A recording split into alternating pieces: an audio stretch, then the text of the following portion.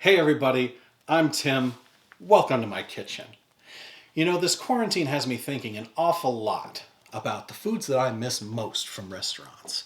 And right at the top of that list is the nacho. So I figured I'd take some time today to show you how to make my favorite homemade nachos. Typically, you're going to want to start with some white corn tortilla chips. And ideally, we would be making those from scratch today, but I'm missing the lard that is an absolute necessity for making those. So if that is the case for you as well, which I think it might be right now, store-bought tortilla chips are absolutely acceptable as well. Or if you have corn tortillas sitting around at home, you can absolutely fry those up and make some chips out of them. However, I appear to be out of all of that today, so instead I will be using some 12-grain bread.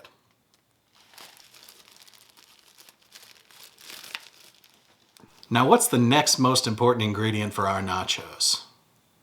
Smooth, creamy, spicy nacho cheese. And luckily for us, it is super easy to make. All you need is some cheddar cheese, some milk, some cayenne pepper, and a little bit of flour. And you just mix them together and melt them together on the stovetop.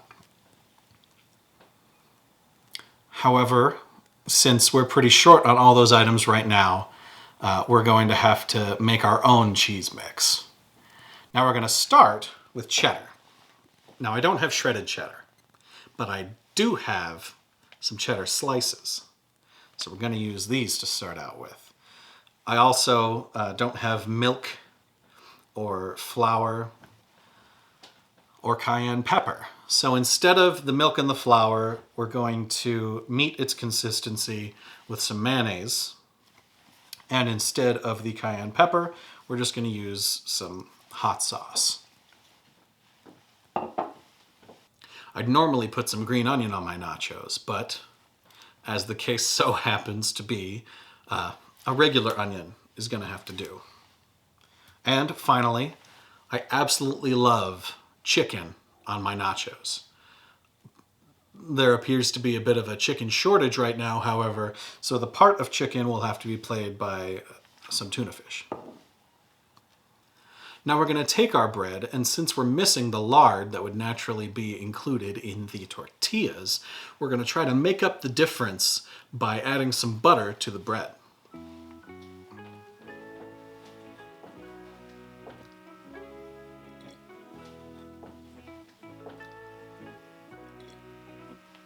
So now that the bread is buttered, we're going to set it aside, and it's time to dice some onions. Now I know what you're thinking, but there is a proper way to cut an onion without getting all teary-eyed so where you can't even see what you're doing. And it looks a little something like this.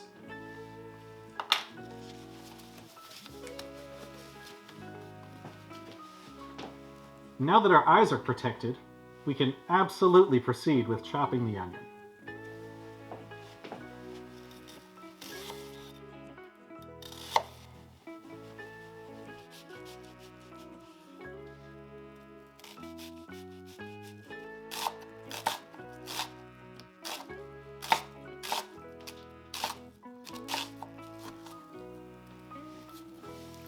All done. See guys, that wasn't so hard, and you know what? I'm proud of you. So the next thing we want to do is work on our cheese sauce. Now we're going to start with a mayonnaise base. We're going to add the hot sauce to that, and then we're going to hand shred our cheddar and add it to the mix. Now there's not really a right or wrong way to do this. If you want more mayonnaise or less mayonnaise, more cheese or less cheese, then that's perfectly fine. It's perfectly acceptable. Well, that's looking pretty well mixed. The last thing that I like to add in my nachos, if you remember, was some chicken. Normally I'd be cooking it by itself, but since the tuna fish is already cooked in the can, I don't really see a need to do that, and I think we can just add it to the cheese mix. And we're also going to be adding the onion. You want to make sure that it's pretty well mixed so that every bite can have something good in it.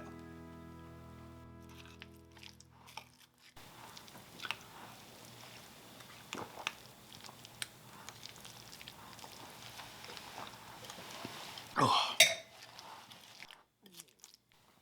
All right, so now we've got our cheese mix with our tuna and onion on one side and our buttered bread on the other. And now it's time to cook.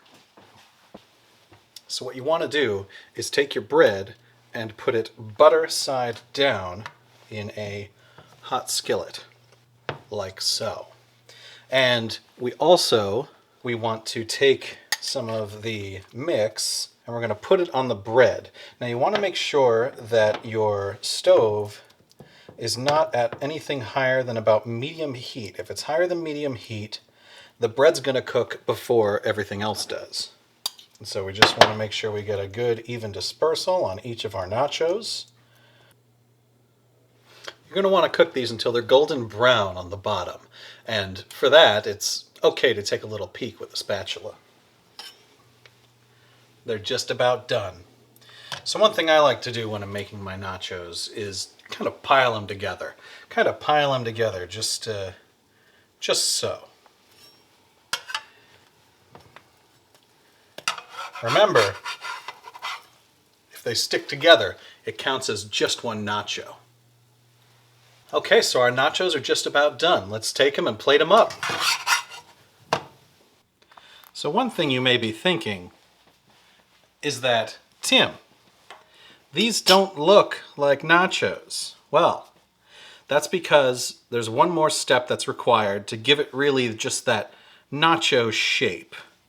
And so we're just gonna cut our nachos into a triangle shape. Now they look like nachos. So we're just gonna plate them up and they're ready to serve. All right. So, homemade nachos. It's time for a taste test.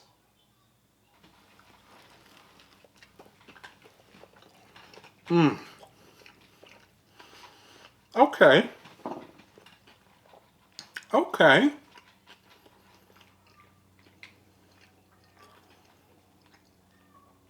Well, I think it's safe to say we set out to make some nachos, and so I'm going to say nachos, mission accomplished. Well, all right, everybody. That's all we have time for this week, but join me next time when I make a spicy tuna melt.